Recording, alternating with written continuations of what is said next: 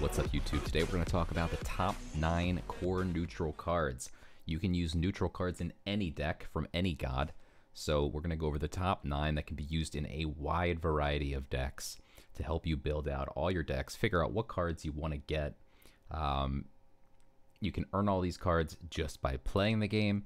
You can also purchase them off the market once IMX releases. Also, don't forget, Gods Unchained has a $20 promotion going right now where you can play the game, do a couple missions, get $20 in ETH for free.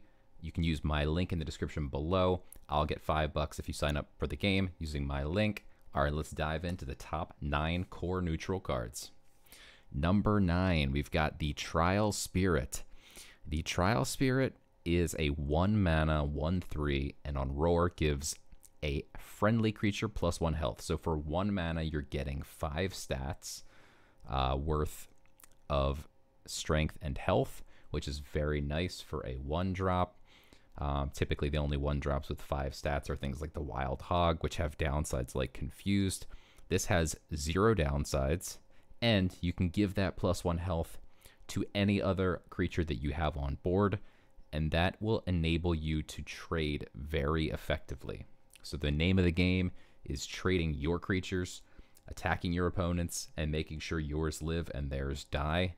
So if you can buff one of your creatures, make sure that it lives, kill one of your opponent's creatures, you're going to win the game. And the Trial Spirit is here to help you do that. All right, in 8th place, we've got the Helion Elite. The Helion Elite is an 8-drop. 10/12, protected and frontline. This is a behemoth of a card.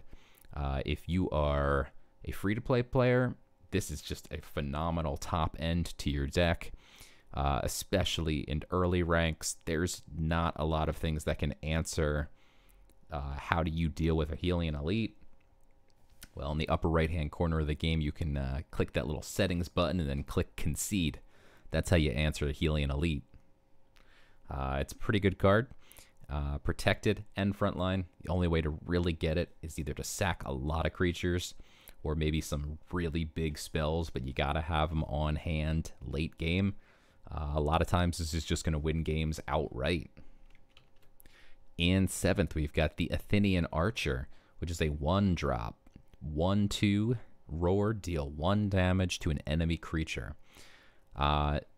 Very nice thing about creatures when they do damage on Roar is they are not spells, which means they go right through ward.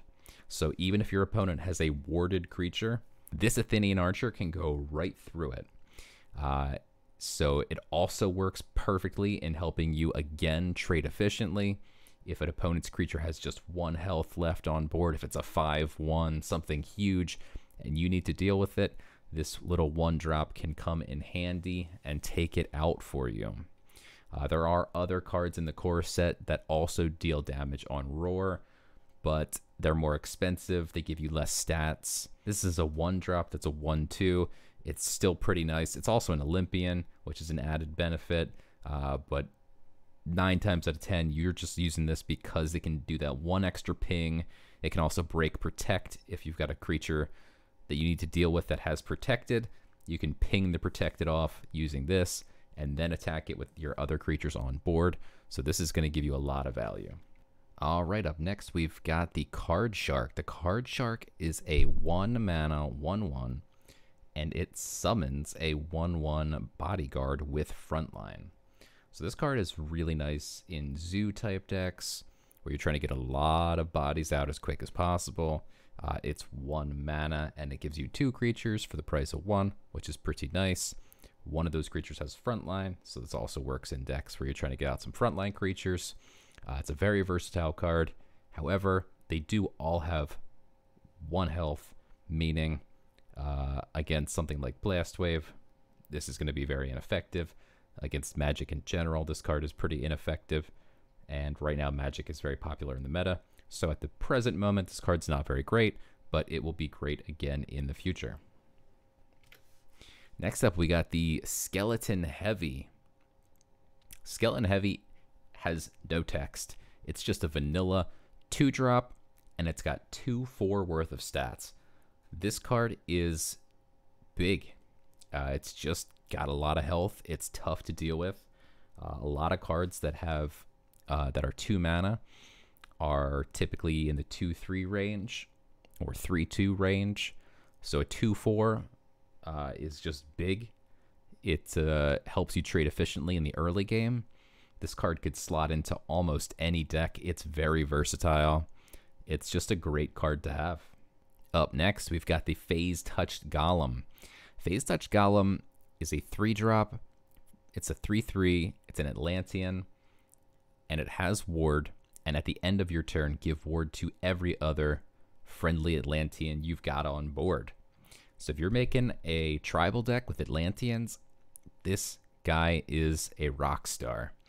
You need the Phase Touched Golem. He's going to protect all of your other Atlanteans. Every single turn, he's going to give them ward, meaning it's going to take multiple spells just to keep busting through ward every single turn. This guy is incredible in Atlantean tribal decks and is a must-have. Next up, we've got the Shield Bearer. This card is so versatile. It's a 1-drop, it's a 1/1, but its roar is that it gives +1/+1 to a friendly creature. This enables you to just totally take over the early game. You can buff one of your creatures that's already on board. You can make it huge. You can make it trade effectively. In the early game especially, you're going to see a lot of creatures with the same kind of stats on both sides of the board. You might play a 2/2, your opponent plays a 2/2, and now it's your turn. Well, now you can buff your 2/2 into a 3/3. It's going to kill your opponent's creature. Your creature survives.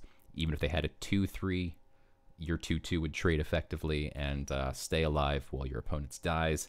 The Shield Bearer can just be used in almost every deck. It's a great card to have. It's going to really just give your early game a huge boost. If you play it on creatures that have Blitz, like a Vanguard Axewoman, it suddenly gives you a 3/4 Vanguard Axewoman for just 3 mana. You know, this creature is just phenomenal. Next up, we have Deuteria Manichard Mage. It's a 1-mana 2/2, and its roar, though, is that it adds a 3/3 version to your deck. That 3/3 version is also 1 mana, and its roar is that it adds a 1-mana 5/5 to your deck. And that 5/5 is a 1-mana, add 1 mana 7/7 to your deck. And that 7/7 is a vanilla 7/7, and you've reached the end of the road with your Deuteria. Now, that being said, this card is phenomenal, especially with the synergies it has with Eldritch Demonologist, which draws the highest cost nether from your deck. If the Deuteria is the only nether in your deck, you're going to start off with the 2/2, and then say you play a Demonologist. On the same turn that you played the first Deuteria, you played Deuteria, you played the Demonologist. The Demonologist is now going to draw you this 3/3 right into your hand, and you could play that on the same turn. You just spent 5 mana, and you just played 2 Deuterias. And then say you do it again, you could play the 3/3, and then you could follow that up with a Demonologist, which pulls the 5/5 into your hand. You could play the 5/5 on the same turn. You can have some enormous turns with that synergy. This is a great card. Now, this card, just in general, in control decks, is very nice. It effectively gives you a deck that contains more than 30 cards. You only get to start with 30 cards. Once you run out of cards, fatigue sets in. Every turn that you don't have any card to draw from your deck, you start to lose health based on how many mana you didn't spend. So if your opponent runs out of cards before you run out of cards, that's a huge benefit for you. So in control decks where you're trying to get all the way to 9 mana, fight it out, last for a really long time, this is a great tool to have in your deck. And lastly, in first place, we've got Echophon, Atlantean Hydra. This is a 9-drop. It is a 6/10. It has Blitz, Protected, Regen 6, Twin Strike, and Overkill. So that means the turn you play it, you can immediately attack 2 of your opponent's creatures. It has protected, meaning you could even kill an opponent's creature even if it has deadly, because you have protected on your first hit, so you can clear something that has deadly. And then it has overkill, so if the thing that has deadly only has 2 health, for instance, you would do an additional 4 health that gets spread out amongst other creatures. You could then hit another creature, and again it has overkill, so that damage gets spread out amongst other creatures and your opponent's face as well. So you could do so much damage with this thing. And then it doesn't even matter if you do a lot of damage to your own creature, because it has regen 6. So even if you do 7 damage to your own creature at the end of the turn, it's going to be a 6/9. It's going to just keep healing itself and healing itself. Once you see your opponent drop one of these things, the game's probably over. It's hard to come back from. This is a great finishing tool. And in terms of core set, in terms of legendaries, when you unpack one of these things, it's a good day. All right, guys, that's going to do it for this one. Hope you guys found that helpful. Make sure you hit that like button, subscribe for more Gods Unchained content, and I'll see you next time.